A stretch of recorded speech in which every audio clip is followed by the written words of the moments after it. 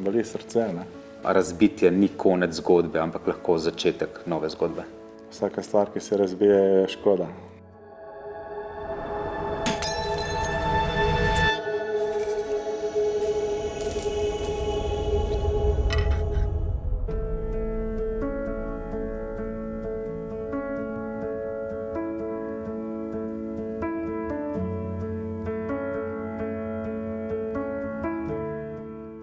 Ja, jaz sem osebno zelo navezana na vsak krožnik, tako da... Ko se en tak krožnik razbije, te res zaboli srce.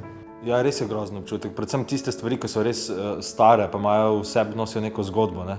Takrat, ker imaš občutek, da se je neka zgodba končala, ne, da si jo uničil v tistem trenutku, ne. Ko se pač to razbije, vemo, da je to delo nekega človeka, da je bilo vloženo toliko in toliko dela v ozadju. Vsako unikatno delo je polno čustev in neke strasti.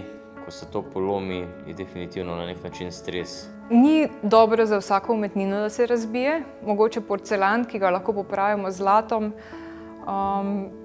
Za druge stvari je pa to, ker je delo mojih rok, zelo boleče.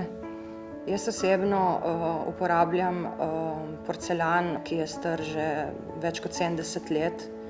In zelo skrbno vsi ravnamo z njim, ne. Prav čutim to spoštovanje, ko ga primejo v roko in odnesejo na mizo. In zelo zanimivo je, kako tudi gost to začuti.